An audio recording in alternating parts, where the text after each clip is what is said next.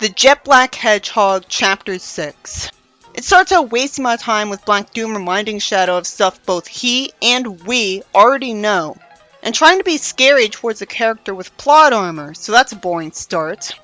Black Doom reveals that Shadow has to let him absorb him for this Maria to be allowed to live, because if he's defeated, she'll be returned to the Ark 50 years ago to get killed. I knew this manga wouldn't have the guts to go any differently. He wouldn't be able to have a good friendship with Maria after he's absorbed anyways.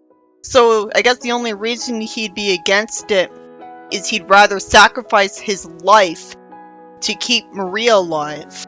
It's confusing that she says she knew it about her doomed future.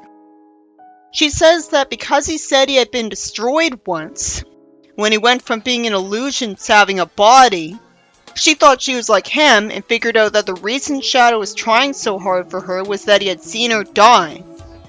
As if he wouldn't have tried so hard before. As if they didn't have a good friendship before. So this is stupid. Maria tells him that because he's lived this long, he should take care of himself and the Earth instead of her. She finally makes a convincing point to Shadow when she says she hates the place she's in anyways, implying that she wouldn't even be grateful if she did get to live. I do think this is done a million times better than the game though. He's not magically convinced to by someone he doesn't care about as much as Maria. Maria herself is the best person possible to convince him to do this.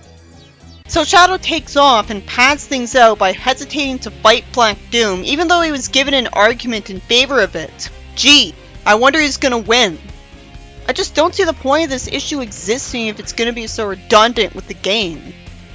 At first Black Doom tries to absorb him, which is such insulting padding because this already happened and already had him overcome it with Maria's encouragement. After this, nothing but worthless redundant padding. Although I like seeing Maria nag him to do his homework and thank him, but it's confusing that she gives him a birthday cake for him with one candle on it, when according to the manual of Etsy 2, he was only on the Ark for a week. But I already established that this is another universe. Shadow just had to fly towards Black Doom, and after redundant padding, he explodes immediately. What a wimp. Maria starts disappearing, but she tries to tell him to smile, which just rips off Sonic telling Elise to smile in 06. And at least I get to see the rare side of him forcing himself to smile. She disappears, and it's just padding after this until the story ends. Well, that was a predictable waste of time, which did nothing but try to disguise how redundantly uncreative it was with sentimental fluff about how heartwarming Maria is, which I already know. The pacing sucked, and it was uncreative, so the only thing I got out of this issue was seeing flashbacks of her friendship with Shadow, but the majority of this issue was blatant padding where Shadow flies around until he eventually ramps into Black Doom, and one-shots him like he was the wimpiest wimp ever. It was so boring, and I don't see the point of it ending with Maria not surviving when it's an alternate universe.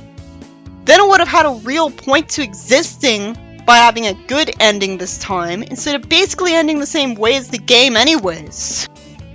Except, at least it's Maria who convinces him instead of somebody else. I guess the word mangaka means writer, so I'm gonna assume the writer was Yuki Imada. You come to a story for a good experience, and my whole experience was boredom. So what kind of good story is that for me? Vibes alone don't make a good story, and especially not an amazing manga.